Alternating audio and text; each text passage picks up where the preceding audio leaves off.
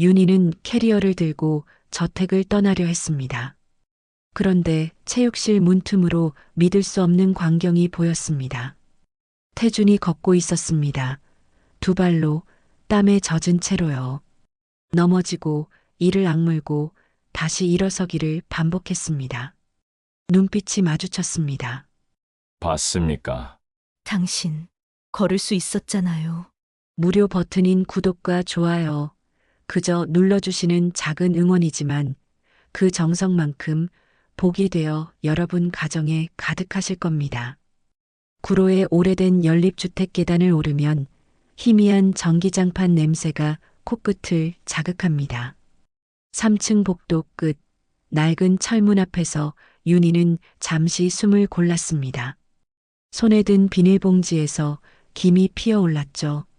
시장에서 팔다 남은 전 몇 장이 전부였습니다. 문을 열자 어머니가 소파에 앉아 계셨습니다. 손에는 구겨진 새마을 금고 통장이 들려 있었죠. 윤희야, 이번 달 이자 또 밀렸대. 어머니의 목소리는 떨렸습니다. 윤희는 대답 대신 비닐봉지를 식탁에 내려놓았습니다. 간호사 일을 그만둔 지 1년이 흘렀습니다. 동생이 투자 사기에 당해 떠안은 빚은 10억 원. 처음엔 믿을 수 없었죠. 동생은 전화도 받지 않았고 채권자들은 매일 문 앞에 섰습니다. 윤희는 병원 사직서를 냈습니다. 어머니 곁을 지키기 위해서였죠. 밤이면 시장 골목에서 전을 부쳤습니다. 기름 튀는 소리와 손님들의 목소리가 뒤섞였습니다. 새벽이면 아파트 단지 청소를 했죠.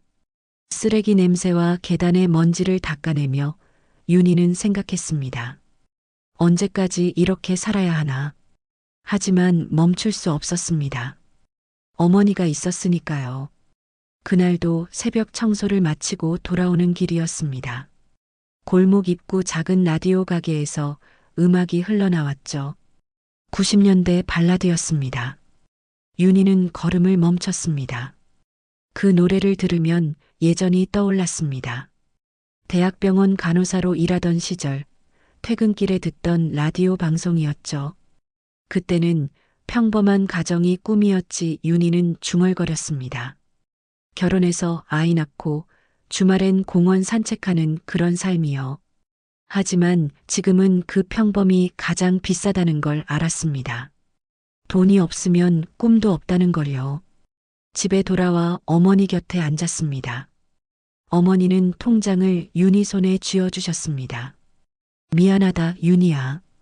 내가 고생하는데 엄마는 아무것도 못 해주고 괜찮아요, 엄마. 우리 이겨낼 수 있어요. 윤희는 웃으며 말했지만 속마음은 달랐습니다. 정말 이겨낼 수 있을까요? 밤늦게 윤희는 작은 방에 누워 천장을 바라봤습니다. 습기로 얼룩진 천장에는 곰팡이 자국이 번져 있었죠. 핸드폰 알람을 맞췄습니다. 새벽 4시. 내일도 또 청소를 나가야 했습니다. 눈을 감으려는데 문자 하나가 왔습니다. 채권자였습니다. 이번 주까지 이자 안 들어오면 법적 조치 들어갑니다. 윤희는 핸드폰을 던지고 싶었습니다. 하지만 그럴 수 없었죠. 이게 유일한 연락 수단이었으니까요. 잠이 오지 않았습니다. 윤희는 일어나 창문을 열었습니다. 밤 공기가 차갑게 들어왔죠. 저 멀리 불 켜진 아파트들이 보였습니다. 저 안에도 누군가는 행복하게 살고 있겠죠. 윤희는 한숨을 내쉬었습니다. 라디오가 또 흘러나왔습니다. 이번엔 조용한 피아노 선율이었죠. 윤희는 눈을 감았습니다. 그리고 기도했습니다.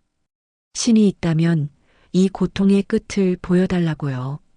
다음 날 아침 비가 내렸습니다. 윤희는 우산도 없이 시장으로 향했습니다. 빗물이 얼굴을 적셨지만 신경 쓸 겨를이 없었죠. 전을 부치는 자리에 앉아 반죽을 저었습니다. 손님들이 하나둘 왔습니다. 아줌마, 김치전 하나요. 네, 금방 부쳐드릴게요. 윤희는 웃으며 대답했습니다. 손님은 윤희의 얼굴을 보더니 말했습니다. 아줌마, 많이 힘드시죠? 윤희는 고개를 저었습니다. 괜찮아요. 이 정도는 아무것도 아니에요. 하지만 손님이 돌아서자 윤희의 눈가에 눈물이 맺혔습니다. 참았습니다. 울 수 없었죠. 울면 무너질 것 같았으니까요. 윤희는 전을 뒤집으며 생각했습니다. 조금만 더 버티자. 그날 오후 비는 더 세차게 내렸습니다. 윤희는 젖은 옷을 입고 골목으로 돌아왔습니다. 그런데 골목 입구에 검은 세단 한 대가 서 있었죠. 윤희는 발걸음을 멈췄습니다. 차 안에서 한 남자가 내렸습니다. 회색 정장을 입고 우산을 들고 있었죠. 김윤희 씨 맞습니까? 남자의 목소리는 차분했습니다. 윤희는 경계하며 물었습니다. 누구세요? 남자는 명함을 꺼냈습니다. 윤희는 명함을 받아들었습니다. 거기엔 이렇게 적혀 있었죠. 장태준 비서실. 윤희의 심장이 빠르게 뛰었습니다. 장태준. 그 이름을 들은 적이 있었습니다. 신문에 나왔던 건설그룹 회장의 둘째 아들이었죠. 하반신 마비 판정을 받은 비운의 상속자라고 불리던 사람이었습니다. 무슨 일로 저를 찾으셨나요? 윤희가 물었습니다. 남자는 우산을 윤희 쪽으로 기울였습니다. 비를 피하시죠. 말씀드릴 게 있습니다. 윤희는 남자를 따라 근처 카페로 들어갔습니다. 비에 젖은 옷에서 물이 뚝뚝 떨어졌죠. 남자는 커피를 주문하고 조용한 구석 자리로 안내했습니다. 윤희는 의자에 앉으며 물었습니다. 도대체 무슨 일이신가요? 남자는 서류 봉투를 꺼냈습니다. 김윤희 씨, 우리 태준 군과 결혼해 주시면 10억 원 빚을 즉시 변제하겠습니다. 윤희는 귀를 의심했습니다. 지금 무슨 말씀을 하시는 겁니까? 결혼입니다. 계약 결혼이죠. 윤희는 비웃듯 물었습니다. 저 같은 사람을 왜요? 세상에 여자가 저밖에 없습니까? 남자는 잠시 머뭇거렸습니다. 그리고 천천히 입을 열었죠. 태준 군이 직접 김윤희 씨 이름을 언급했습니다. 그 사람은 진심으로 남을 돌볼 줄 아는 사람이다 라고요. 윤희는 놀랐습니다. 장태준이 자신을 안다는 게 믿기지 않았죠. 제가 언제 그분을 만난 적이 있나요? 남자가 대답했습니다. 3년 전 대학병원 재활의학과에서 근무하셨죠? 그때 태준 군을 간호하신 적이 있습니다. 윤희의 기억이 되살아났습니다. 3년 전 교통사고로 하반신 마비 판정을 받은 한 남자가 병원에 입원했었죠. 윤희는 그를 담당했습니다. 매일 재활 치료를 도왔고 밤마다 울고 있는 그를 위로했습니다. 어느 날 밤 그 남자가 물었습니다. 간호사님, 사람은 부서져도 다시 설 수 있겠죠? 윤희는 그의 손을 잡으며 말했습니다. 물론이죠. 부서진 곳에서 더 단단해질 수 있어요. 포기하지 마세요. 그때 그 환자가 바로 장태준이었습니다. 윤희는 그 사실을 몰랐죠. 병원에서는 환자의 신분을 함부로 알려주지 않았으니까요. 단지 윤희는 한 사람을 진심으로 돌봤을 뿐이었습니다. 태준 군은 김윤희 씨를 잊지 못했습니다. 그래서 이 제안을 드리는 겁니다. 남자는 서류를 윤희 앞으로 밀었습니다. 계약서입니다. 1년간 부부로 지내주시면 10억 원 빚을 전액 변제하고 추가로 생활비를 매달 지급하겠습니다. 윤희는 서류를 내려다봤습니다. 손이 떨렸죠. 10억 원. 그 돈이면 어머니와 편히 살 수 있었습니다. 더 이상 새벽에 일어나 청소를 할 필요도 없었죠. 하지만 이건 결혼이었습니다. 사랑도 없는 결혼이요. 왜 하필 저입니까? 돈으로 해결할 수 있는 일을 왜 이렇게 복잡하게 만드십니까? 윤희가 물었습니다. 남자는 잠시 망설이더니 말했습니다. 태준 군에게는 적들이 많습니다. 회사 내부에서도 가족 안에서도요. 무슨 뜻입니까? 태준 군의 형이 2년 전 공사 현장에서 사망했습니다. 언론에는 사고사로 발표됐지만 태준 군은 그게 아니라고 믿고 있습니다. 누군가 의도적으로 형을 제거했다고요. 윤희는 숨이 막혔습니다. 그럼 이 결혼은 태준 군이 진실을 밝히기 위한 시간을 벌기 위함입니다. 그리고 그 과정에서 진심으로 자신을 지켜줄 사람이 필요했죠. 그 사람이 바로 김윤희 씨입니다. 윤희는 고개를 저었습니다. 저는 그냥 평범한 사람입니다. 누구를 지킬 만한 힘도 없어요. 아닙니다. 태준 군은 말했습니다. 내가 세상에 다시 서는 순간 내 옆엔 진짜 사람이 있어야 한다고요. 가짜가 아닌 진심을 가진 사람이요. 윤희는 입술을 깨물었습니다. 진심. 그 말이 가슴을 쳤습니다. 윤희는 평생 진심으로 살아왔죠. 환자를 돌볼 때도 어머니를 모실 때도요. 하지만 세상은 진심만으로는 살 수 없다는 걸 가르쳐 줬습니다. 생각할 시간을 주십시오. 윤희가 말했습니다. 남자는 고개를 끄덕였습니다. 3일 드리겠습니다. 이 명함으로 연락 주십시오. 남자는 자리에서 일어났습니다. 참고로 태준 군은 김윤희 씨가 거절할 거라고 생각하고 있습니다. 하지만 저는 다르게 봅니다. 왜요? 김윤희 씨는 포기하지 않는 사람이니까요. 그게 태준 군이 김윤희 씨를 선택한 이유입니다. 남자는 우산을 들고 카페를 나갔습니다. 윤희는 혼자 남았습니다. 커피가 식어가고 있었습니다. 윤희는 창밖을 바라봤습니다. 비는 여전히 내렸고 사람들은 우산을 쓰고 지나갔죠. 윤희는 생각했습니다. 거래라도 이번엔 나도 누군가를 구할 수 있을까? 집으로 돌아왔습니다. 어머니는 주무시고 계셨습니다. 윤희는 어머니 곁에 앉아 손을 잡았습니다. 주름진 손이었죠. 평생 고생만 하신 손이었습니다. 윤희는 눈물을 닦았습니다. 3일 후 윤희는 명함을 꺼냈습니다. 손이 떨렸지만 전화를 걸었습니다. 접니다. 김윤희입니다.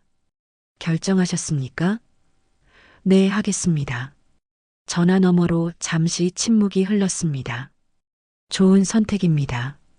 내일 오전 10시 본사로 와주십시오. 윤희는 전화를 끊었습니다. 그리고 계약서를 다시 펼쳤습니다. 거기엔 조항들이 빼곡했죠. 1년간의 계약, 외부 활동 제한, 언론 노출 시 대응 방법. 윤희는 한숨을 내쉬었습니다. 이제 돌이킬 수 없구나. 다음 날 아침 윤희는 가장 깨끗한 옷을 꺼내 입었습니다. 오래된 검은색 정장이었죠. 거울을 보며 머리를 빗었습니다. 낯선 자신의 모습이 보였습니다. 이게 나인가? 본사 앞에 도착했습니다. 높은 빌딩이 하늘을 찌를 듯 솟아 있었죠. 윤희는 숨을 깊이 들이마셨습니다. 그리고 문을 열고 들어갔습니다. 이제 시작이었습니다. 로비는 대리석으로 빛났습니다. 윤희는 안내를 받아 엘리베이터에 올랐죠. 최상층 버튼이 눌렸습니다. 엘리베이터가 올라가는 동안 윤희의 심장은 빠르게 뛰었습니다. 문이 열리자 넓은 응접실이 나타났습니다. 이쪽으로 오십시오. 비서가 안내했습니다. 윤희는 복도를 따라 걸었죠. 끝에 큰 문이 있었습니다. 문이 열리자 휠체어에 앉은 남자가 보였습니다. 장태준이었습니다. 윤희는 그를 바라봤습니다. 3년 전 병원에서 봤던 그 남자였죠. 하지만 얼굴은 많이 달라져 있었습니다. 더 야위었고 눈빛은 더 깊어졌습니다. 태준은 윤희를 보며 고개를 숙였습니다. 와주셔서 감사합니다. 계약서에 사인하러 왔습니다. 윤희는 담담하게 말했습니다. 태준은 서류를 밀었습니다. 여기 사인하시면 됩니다. 빚은 오늘 안으로 처리하겠습니다. 윤희는 펜을 들었습니다. 손이 떨렸지만 이름을 적었습니다. 일주일 후 결혼식이 열렸습니다. 호텔 대연회장에는 기자들이 가득했죠. 플래시가 터졌습니다. 윤희는 하얀 드레스를 입고 서 있었습니다. 태주는 휠체어에 앉아 그녀를 바라봤습니다. 건설그룹 장태준 전무, 정격 결혼. 기자들이 외쳤습니다. 신부는 누구입니까? 어떻게 만나셨습니까? 질문이 쏟아졌지만 태주는 대답하지 않았습니다. 단지 윤희의 손을 잡았을 뿐이었죠. 식이 끝나고 윤희는 태준과 함께 저택으로 향했습니다. 차 안은 조용했습니다. 태주는 창밖을 보고 있었고 윤희는 손을 꼭 쥐고 있었죠. 이제 시작이구나. 저택에 도착했습니다. 거대한 철문이 열리고 넓은 정원이 나타났습니다. 윤희는 숨을 삼켰습니다. 이런 곳에서 살게 될 줄은 몰랐죠. 하지만 곧 현실을 마주했습니다. 저녁 식사 시간, 윤희는 큰 식탁에 앉았습니다. 태준의 가족들이 모여 있었죠. 장 회장은 식탁 상석에 앉아 신문을 보고 있었습니다. 시어머니는 윤희를 훑어봤습니다. 차가운 시선이었죠. 저 여자가 우리 며느리라고요? 시어머니가 중얼거렸습니다. 어머니, 식사나 하시죠. 태준이 말했지만 시어머니는 코웃음 쳤습니다. 태준이 불쌍하니까 그러는 거야. 하긴 가난한 집에 빚 많으면 뭐든 하겠지. 윤희는 숨이 막혔습니다. 시누이들은 피식거렸습니다. 오빠, 정말 이 사람이 마음에 드세요? 그냥 동정심 아니에요? 말들이 칼처럼 날아왔습니다. 윤희는 젓가락을 내려놓았습니다. 태주는 아무 말도 하지 않았습니다. 그저 조용히 국을 뜨고 있었죠. 윤희는 속으로 외쳤습니다. 이건 아니야. 나를 불쌍히 여겨도 나 스스로를 부끄럽게 만들 수는 없어. 식사가 끝나고 윤희는 객실로 안내받았습니다. 넓은 방이었지만 차가웠습니다. 윤희는 침대에 앉아 눈물을 참았습니다. 1년만 버티자. 그러면 끝이야. 밤이 깊었습니다. 윤희는 잠을 이룰 수 없었습니다. 작은 캐리어를 꺼냈습니다. 거기엔 몇 벌의 옷과 어머니 사진이 들어 있었죠. 윤희는 캐리어를 들고 방문을 열었습니다. 복도는 어두웠습니다. 윤희는 조용히 계단을 내려갔습니다. 현관으로 향하려는데 불빛이 새어나오는 문이 보였습니다. 체육실이었습니다. 문이 반쯤 열려 있었죠. 윤희는 발걸음을 멈췄습니다. 안을 들여다봤습니다. 그리고 믿기 힘든 장면을 목격했습니다. 태준이 서 있었습니다. 휠체어는 한쪽에 세워져 있었고 태준은 두 팔로 평행봉을 잡고 있었죠. 땀이 얼굴을 타고 흘렀습니다. 태준은 한 발을 앞으로 내디뎠습니다. 몸이 흔들렸지만 이를 악물고 버텼습니다. 다시 한 발을 옮겼습니다. 그리고 넘어졌습니다. 윤희는 숨을 죽였습니다. 태준은 바닥에 쓰러져 있었습니다. 하지만 곧 팔로 몸을 일으켰죠. 다시 평행봉을 잡았습니다. 그리고 또 걸었습니다. 넘어지고 일어서기를 반복했습니다. 윤희의 눈에서 눈물이 흘렀습니다. 저 모습은 3년 전 병원에서 봤던 그 남자였습니다. 포기하지 않고 다시 일어서려 했던 사람이었죠. 하지만 왜 이걸 숨기는 걸까요? 태준이 고개를 돌렸습니다. 눈빛이 마주쳤습니다. 윤희는 숨을 멈췄습니다. 태준은 땀을 닦으며 말했습니다. 봤습니까? 당신 걸을 수 있었잖아요. 태준은 휠체어로 다가왔습니다. 앉으며 낮게 말했습니다. 모두가 제가 무너졌다고 믿게 해야 했습니다. 그게 제가 살아남을 유일한 방법이었으니까요. 왜요?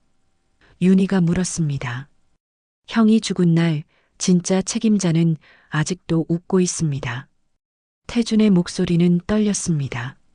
저는 형의 죽음이 단순한 사고가 아니라는 걸 압니다. 누군가 의도적으로 형을 제거했죠. 윤희는 입을 다물었습니다. 태준은 계속 말했습니다. 형이 죽고 나서 저도 표적이 됐습니다. 그래서 하반신 마비 연기를 시작했죠. 무너진 사람은 위협이 되지 않으니까요. 그럼 저는 윤희가 물으려는데 태준이 손을 들었습니다. 김윤희 씨는 제 방패입니다. 하지만 동시에 유일하게 제 진실을 아는 사람이기도 합니다. 태준의 눈빛은 절박했습니다. 윤희는 아무 말도 할 수 없었습니다. 도망치려던 발이 바닥에 붙어버렸습니다. 태준은 말했습니다. 나가려 하셨죠? 네. 그러지 마십시오. 제발. 태준의 목소리에 애원이 섞였습니다. 왜 저를 막습니까? 당신이 없으면 저는 진짜로 무너집니다. 태준은 윤희를 바라봤습니다. 3년 전 당신이 해준 말을 기억합니다. 부서진 곳에서 더 단단해질 수 있다고요. 저는 그 말을 믿고 여기까지 왔습니다. 윤희는 눈물을 닦았습니다. 캐리어를 내려놓았습니다. 알겠습니다. 1년 약속대로 함께 하겠습니다. 태준은 고개를 숙였습니다. 감사합니다. 윤희는 방으로 돌아왔습니다. 창문을 열었습니다. 밤 공기가 들어왔습니다. 윤희는 생각했습니다. 이 사람도 나처럼 싸우고 있구나. 혼자서. 다음 날 아침 햇살이 방 안으로 들어왔습니다. 윤희는 눈을 떴습니다. 낯선 천장이 보였죠. 순간 어젯밤 일이 떠올랐습니다. 태준이 걷던 모습, 그의 절박한 눈빛이요. 식탁으로 내려갔습니다. 가족들이 이미 앉아 있었습니다. 윤희는 조용히 자리에 앉았습니다. 태준은 휠체어에 앉아 신문을 보고 있었죠. 아무 일 없다는 듯이요. 시어머니가 입을 열었습니다. 어제도 방에서 늦게까지 뭐 했대? 장애인도 피곤한가 보네. 찻잔을 내려놓는 소리가 날카로웠습니다. 윤희의 손이 떨렸습니다. 숟가락을 쥔 손에 힘이 들어갔죠. 신우이가 킥킥 웃었습니다. 언니, 오빠 돌보느라 힘들죠? 우리도 처음엔 어떻게 해야 할지 몰랐어요. 별 말씀을요. 괜찮습니다. 윤희는 웃으며 대답했지만 속은 무너져 내렸습니다. 태준은 여전히 아무 말도 하지 않았습니다. 신문만 보고 있었죠. 윤희는 그를 바라봤습니다. 왜 가만히 계시는 거죠? 하지만 곧 깨달았습니다. 태준은 지금 연기를 하고 있었습니다. 식탁 밑에서 무언가 윤희의 손등을 눌렀습니다. 태준의 손이었습니다. 살짝, 아주 살짝 눌렀죠. 윤희는 고개를 들었습니다. 태준이 작은 목소리로 속삭였습니다. 조금만 버텨요. 아직은 때가 아닙니다. 윤희는 숨을 깊이 들이마셨습니다. 알겠다는 듯 고개를 끄덕였습니다. 식사가 끝나고 윤희는 정원으로 나왔습니다. 신선한 공기가 필요했죠. 벤치에 앉아 하늘을 올려다봤습니다. 발소리가 들렸습니다. 태준이 휠체어를 밀며 다가왔습니다. 죄송합니다. 아침에. 괜찮습니다. 이해해요. 윤희는 담담하게 말했습니다. 태준은 윤희 옆에 멈춰 섰습니다. 김윤희 씨, 제가 말씀드릴 게 있습니다. 태준의 목소리는 진지했습니다. 무엇입니까? 형이 죽던 공사 현장 이야기입니다. 형은 그날 안전 점검을 하러 갔습니다. 하지만 누군가 관리 일지를 조작했죠. 윤희는 태준을 바라봤습니다. 관리 일지요? 네. 안전 규정을 지키지 않았다는 증거를 없애려고요. 형은 그걸 알아냈고 폭로하려 했습니다. 그리고 그날 사고가 났죠. 그럼 사고가 아니라 맞습니다. 계획된 일이었습니다. 태준의 주먹이 떨렸습니다. 저는 그 증거를 찾아야 합니다. 하지만 증거는 아버지 금고에 있습니다. 윤희는 숨을 삼켰습니다. 금고요? 네. 아버지 서재에 있는 금고입니다. 하지만 그 금고는 특수합니다. 부부 공동 인증이 필요하죠. 아버지와 어머니, 혹은 저와 제 배우자. 윤희는 이해했습니다. 그래서 저를 맞습니다. 김윤희 씨의 이름이 등록되는 순간 우리는 금고를 열 수 있습니다. 하지만 그 전에 아무도 의심하지 않게 만들어야 합니다. 그래서 이 결혼을 윤희가 말을 잇지 못했습니다. 태준이 고개를 숙였습니다. 거짓말을 해서 죄송합니다. 하지만 이게 유일한 방법이었습니다. 윤희는 오래 고민했습니다. 바람이 나무를 흔들었습니다. 새들이 지저귀했습니다. 윤희는 입을 열었습니다. 좋아요. 하지만 이번엔 나도 이용당하지 않을 겁니다. 무슨 뜻입니까? 당신 형의 죽음을 밝히는 일, 저도 함께 하겠습니다. 단순히 열쇠 역할만 하는 게 아니라요. 진실을 찾는 일에 저도 동참하겠습니다. 태주는 윤희를 바라봤습니다. 놀란 표정이었죠. 위험합니다.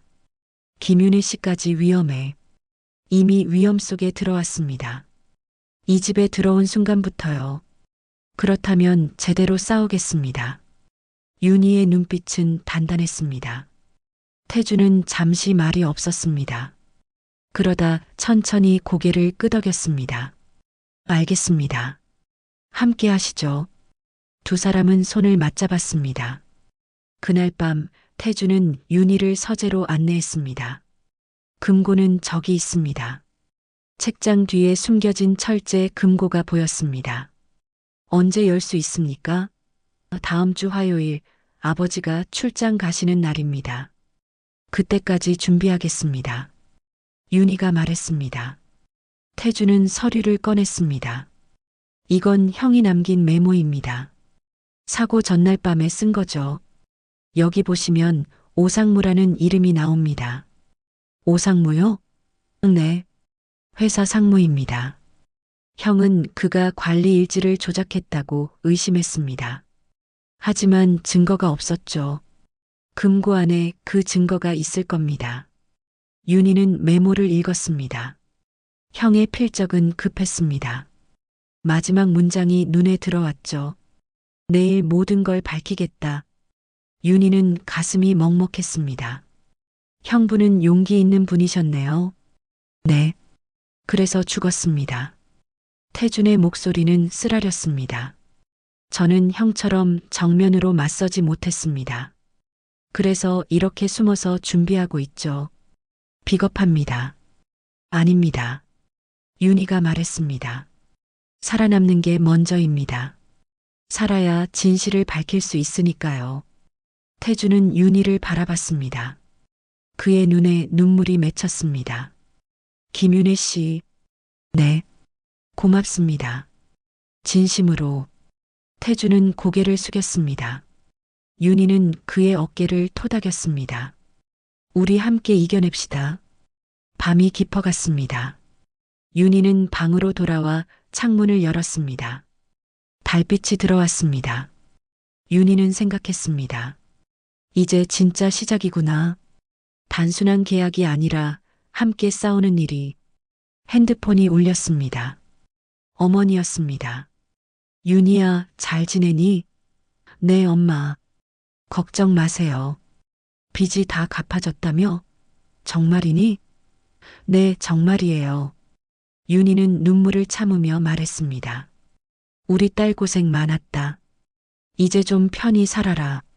어머니의 목소리에 안도가 섞였습니다. 윤희는 전화를 끊고 눈물을 닦았습니다. 엄마, 아직 끝이 아니에요. 이제 시작이에요.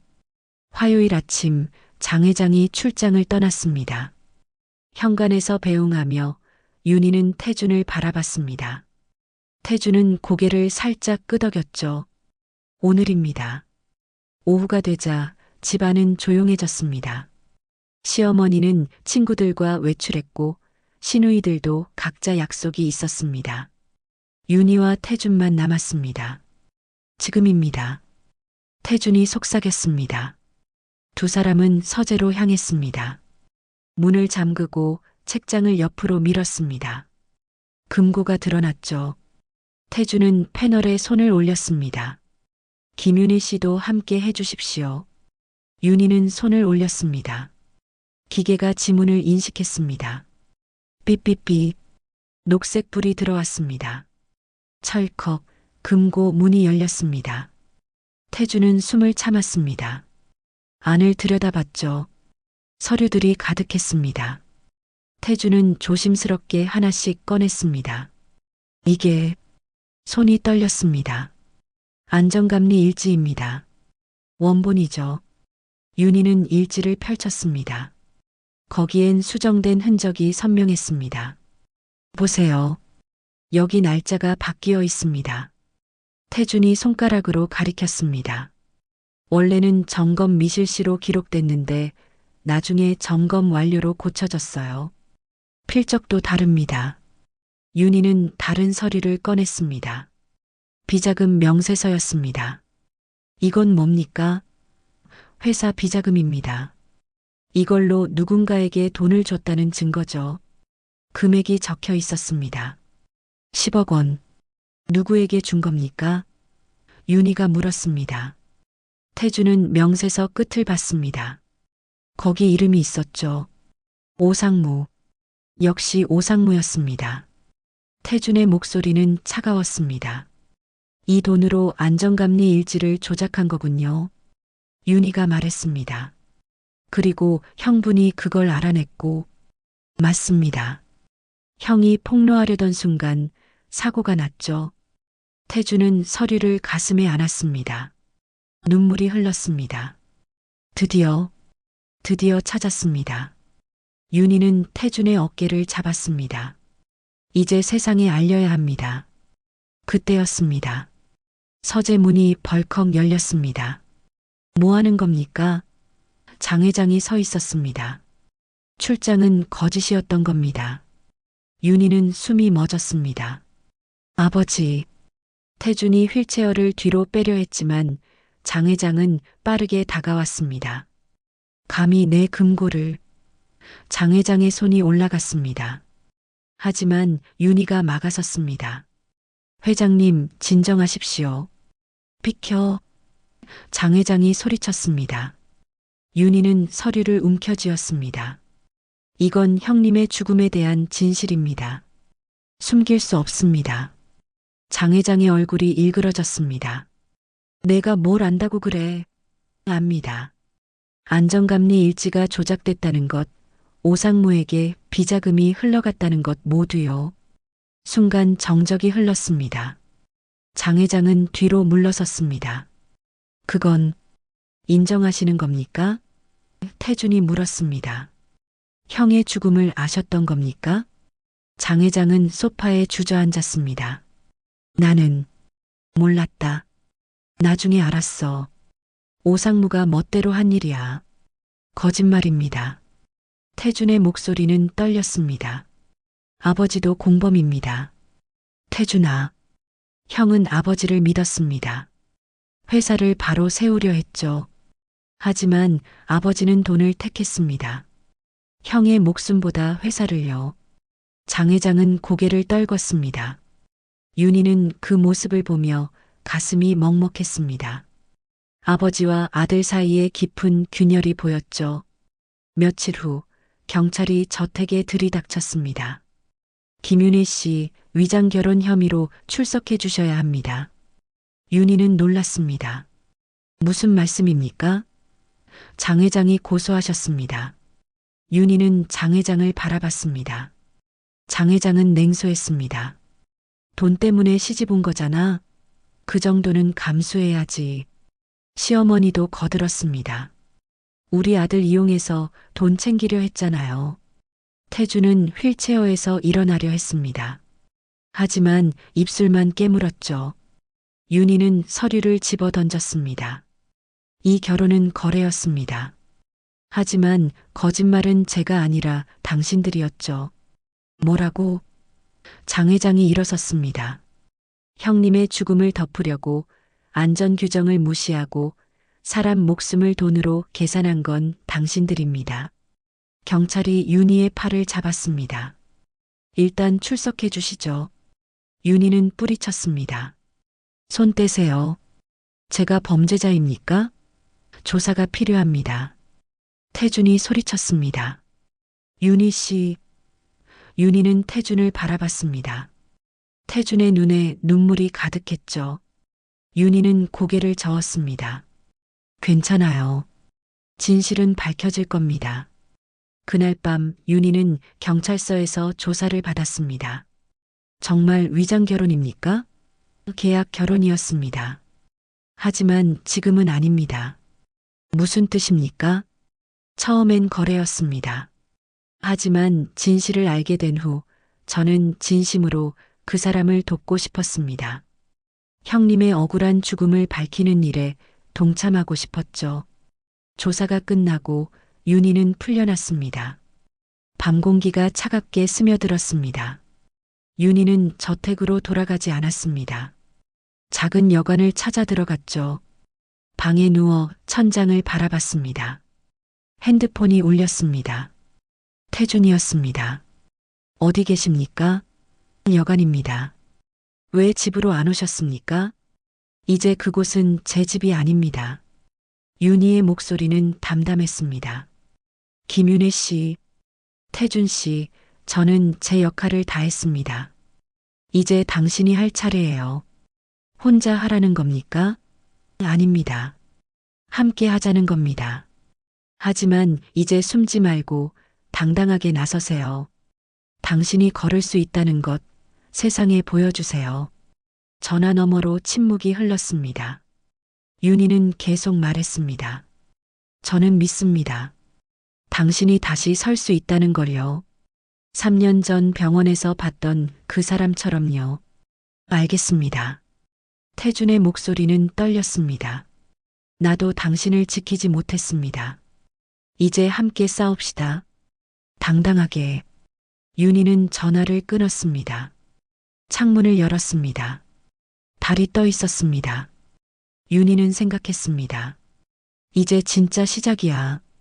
진실을 밝히는 싸움이. 새벽 4시 윤희의 핸드폰이 울렸습니다. 태준이었습니다. 지금 어머니 병원 앞입니다. 나와 주십시오. 윤희는 서둘러 옷을 입고 밖으로 나갔습니다. 검은 세단이 서 있었죠. 차 안에 태준이 앉아 있었습니다. 휠체어가 아니었습니다. 조수석에 앉아 있었죠. 태준 씨, 타십시오. 갈 곳이 있습니다. 윤희는 차에 올라탔습니다. 차는 강변으로 향했습니다. 해가 뜨기 전 하늘은 어두웠습니다. 태준은 차를 세웠습니다. 여기서 이야기합시다.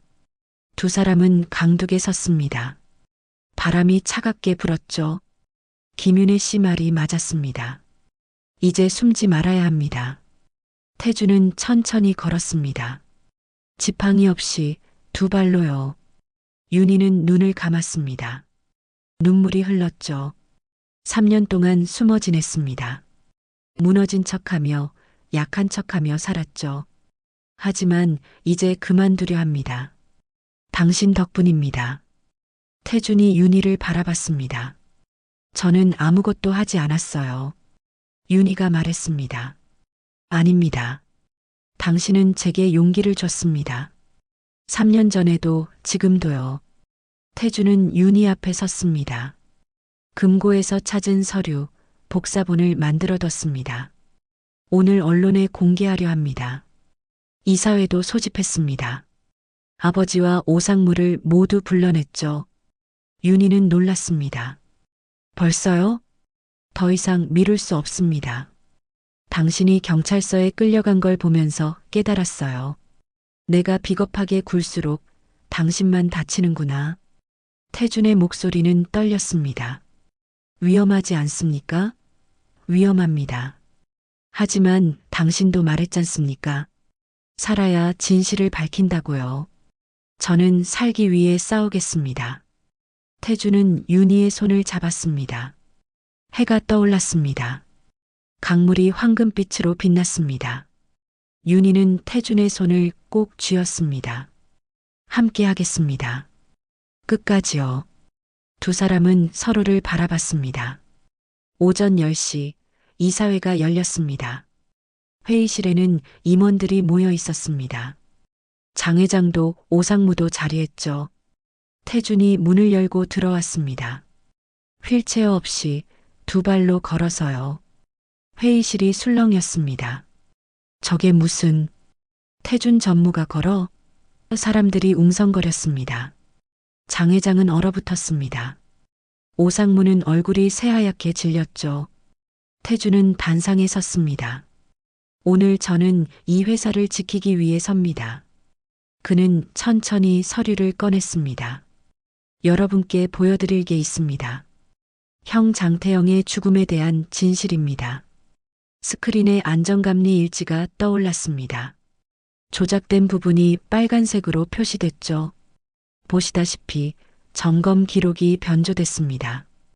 원래는 미실시였으나 나중에 완료로 바뀌었습니다. 오상무가 벌떡 일어났습니다. 그건 회장님 지시에. 순간 입을 다물었습니다. 하지만 이미 늦었죠. 회의실이 조용해졌습니다. 모든 시선이 장 회장에게 향했습니다. 장 회장이 탁자를 내리쳤습니다. 입 다물어. 하지만 태준은 계속했습니다. 또한 비자금 10억 원이 오상무 상무에게 흘러갔습니다. 일지 조작의 대가였죠. 증거 서류가 스크린에 떴습니다. 오상무의 계좌번호, 입금 내역이 선명했습니다. 이건 조작이야. 오상무가 소리쳤습니다. 아버지 금고에서 직접 꺼낸 원본입니다. 윤희가 회의실로 걸어 들어왔습니다. 사람들이 놀랐습니다. 저분이 누구죠? 태준 전무부인 아닙니까? 윤희는 태준 옆에 섰습니다. 저는 김윤희입니다. 장태준 씨의 아내이자 이 진실을 함께 밝히는 증인입니다. 윤희가 마이크를 잡았습니다. 이 결혼은 위장이었습니다. 하지만 진실을 가리기 위한 위장은 아니었습니다. 장태준 씨는 세상의 거짓에 맞서기 위해 자신의 다리를 버렸습니다. 무너진 척, 약한 척하며 3년을 준비했죠. 형님의 억울한 죽음을 밝히기 위해서였습니다. 침묵이 흘렀습니다. 윤희는 계속 말했습니다. 저는 3년 전 병원에서 장태준 씨를 만났습니다. 그때 그분은 물었습니다. 부서져도 다시 설 수 있냐고요. 저는 대답했죠. 물론이라고. 오늘 그분은 다시 섰습니다. 진실을 밝히기 위해서입니다. 형님을 잃은 슬픔을 3년간의 고통을 이겨내고 여기 섰습니다. 윤희의 목소리는 떨렸습니다. 장 회장이 일어섰습니다. 태준아, 그만해라. 회사가 망한다. 회사보다 진실이 먼저입니다. 태준은 아버지를 똑바로 바라봤습니다. 형은 올바른 길을 가려 했습니다. 하지만 아버지는 막았죠. 나는 회사를 지키려. 거짓으로 세운 회사는 언젠가 무너집니다. 태준의 목소리는 단호했습니다. 저는 형의 뜻을 이어가겠습니다. 바른 회사를 만들겠습니다. 이사들이 웅성거렸습니다. 조사가 필요합니다. 경찰에 신고해야 합니다. 장 회장은 주저앉았습니다. 오상무는 출구로 달려갔지만 문이 열리며 경찰이 들어왔습니다. 오상무 씨 업무상 과실치사 혐의로 체포합니다. 수갑이 채워졌습니다. 오상무는 소리쳤습니다. 나 혼자 한 게 아니야. 회장도 알고 있었어. 장 회장은 고개를 떨궜습니다. 경찰이 다가왔습니다. 장 회장님도 조사에 협조해 주셔야겠습니다. 장 회장은 천천히 일어섰습니다. 태준을 마지막으로 바라봤죠. 태준아, 미안하다. 장 회장의 목소리는 떨렸습니다. 태준은 고개를 돌렸습니다. 대답하지 않았습니다. 장 회장은 경찰을 따라 나갔습니다. 회의실이 비었습니다. 윤희와 태준만 남았습니다. 태준은 창문 밖을 바라봤습니다. 끝났습니다. 아니요, 이제 시작입니다. 윤희가 말했습니다. 무엇이요? 진짜 회사를 세우는 일이요.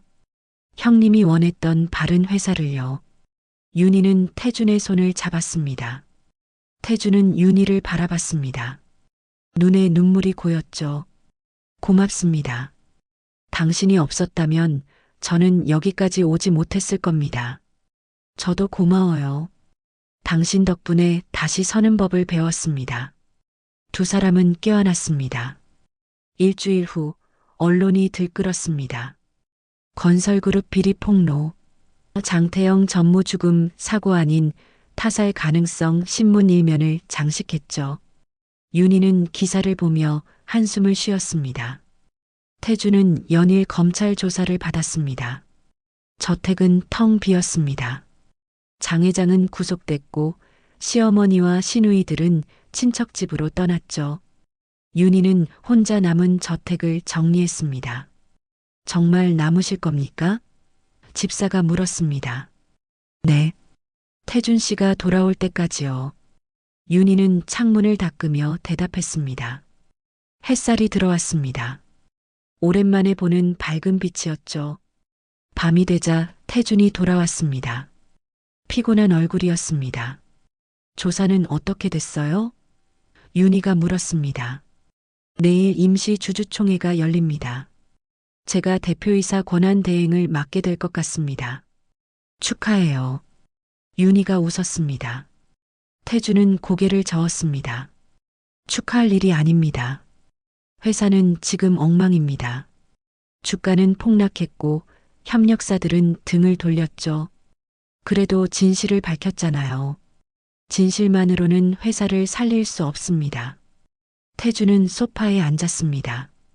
머리를 감싸쥐었죠. 윤희는 그 옆에 앉았습니다. 태준 씨, 형님은 뭘 원하셨을까요? 윤희가 조용히 물었습니다. 바른 회사요. 사람을 먼저 생각하는 회사. 그럼 그걸 만들면 되잖아요. 지금부터요.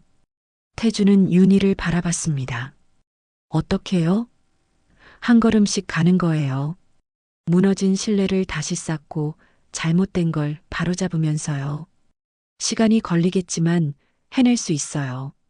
다음 날 주주총회가 열렸습니다. 대회의실에는 주주들이 가득했습니다. 분노한 얼굴들이었죠. 회장은 어디 있습니까? 우리 돈 어떻게 할 겁니까? 태준이 단상에 올랐습니다. 지팡이를 짚고 천천히 걸었습니다. 마이크 앞에 섰죠.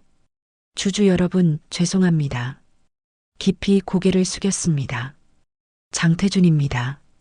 오늘부터 이 회사의 대표이사 권한 대행을 맡게 됐습니다. 먼저 아버지 장 회장과 경영진의 잘못에 대해 사과드립니다. 회의실이 조용해졌습니다. 형 장태영은 2년 전 회사의 비리를 바로잡으려 했습니다. 하지만 그 과정에서 목숨을 잃었습니다. 저는 그 진실을 밝혔고 이제 형의 뜻을 이어가려 합니다. 한 주주가 소리쳤습니다. 말만 번지르르하게. 주가는 어떻게 할 겁니까? 회복시키겠습니다. 태준의 목소리는 단호했습니다. 하지만 거짓으로가 아닙니다. 투명한 경영으로 신뢰를 되찾아서요. 시간이 얼마나 걸릴 건데. 1년 두십시오. 태준이 말했습니다. 1년 안에 회사를 정상화하겠습니다. 부채를 줄이고 수익성을 회복하겠습니다. 만약 실패하면 제가 모든 책임을 지겠습니다. 주주들이 웅성거렸습니다. 믿을 수 있습니까? 형님도 못한 일을 당신이 할 수 있어요? 의심의 목소리가 쏟아졌습니다. 태준은 숨을 깊이 들이마셨습니다. 저는 3년간 무너진 척했습니다. 세상이 저를 약하다고 믿게 만들었죠. 하지만 그 시간 동안 저는 다시 서는 법을 배웠습니다. 이 회사도 마찬가지입니다. 무너졌지만 다시 설 수 있습니다. 윤희가 회의실로 걸어 들어왔습니다. 태준 옆에 섰습니다. 주주들이 수군거렸습니다. 저분이 누구죠? 태준 전무 부인이라던데. 저는 김윤희입니다. 윤희가 마이크를 잡았습니다. 평범한 사람입니다. 간호사로 일했고 빚에 쪼들려 살았죠. 하지만 장태준 씨를 만나면서 배웠습니다. 진실의 힘을요. 3년 전 저는 병원에서 장태준 씨를 간호했습니다. 그분은 매일 넘어지고 일어서기를 반복했죠. 포기하지 않았습니다. 그 모습을 보며 저도 배웠어요. 사람은 부서져도 다시 설 수 있다는 걸요. 지금 이 회사도 그렇습니다. 무너졌습니다. 하지만 다시 설 수 있어요. 장태준 씨가 그랬던 것처럼요. 진심을 다하면 한 걸음씩 나아가면 가능합니다. 한 주주가 일어섰습니다. 1년 드리겠습니다. 하지만 약속 지키십시오. 다른 주주들도 고개를 끄덕였습니다. 지켜보겠습니다. 실망시키지 마세요. 총회가 끝났습니다. 태주는 권한대행으로 정식 선임됐습니다. 윤희와 태주는 회의실을 나왔습니다. 복도에서 태준이 멈춰 섰습니다. 고맙습니다. 또 구해주셨네요. 아니에요. 우리가 함께 한 거예요. 윤희가 웃었습니다. 태주는 윤희의 손을 잡았습니다. 이제 진짜 시작입니다. 회사를 바로 세우는 일이요. 할 수 있어요. 우리 함께니까요. 윤희가 손을 꼭 쥐었습니다. 두 사람은 서로를 바라봤습니다. 눈빛에 결연함이 담겼죠. 그날부터 태주는 회사 재건에 매달렸습니다.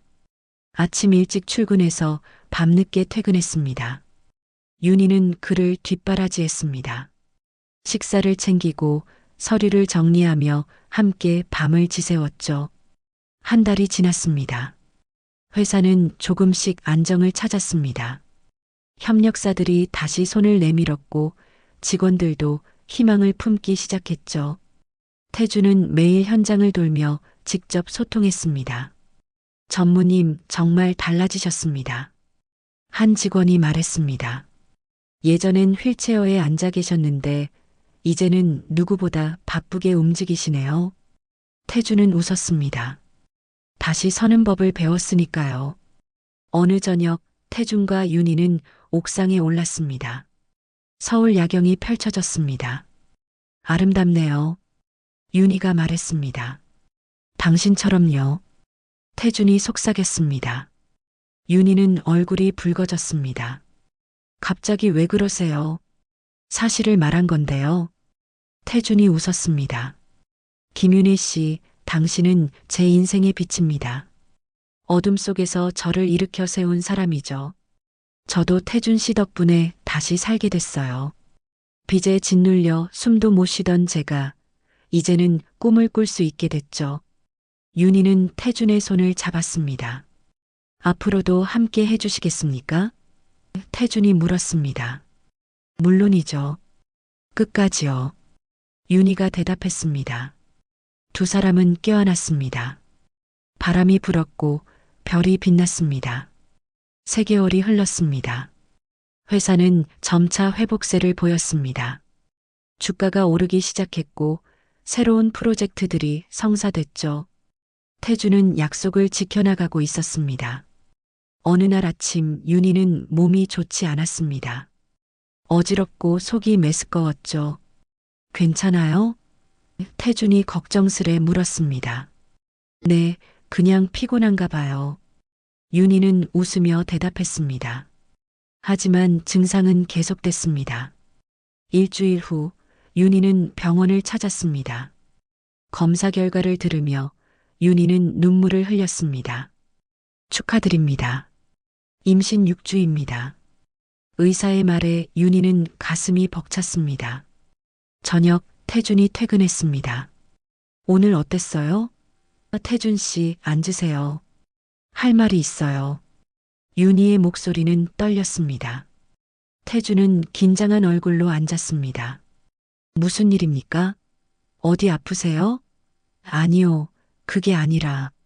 윤희는 초음파 사진을 꺼냈습니다. 우리 아기가 생겼어요. 태주는 사진을 받아들었습니다. 손이 떨렸죠. 정말입니까? 네, 6주래요.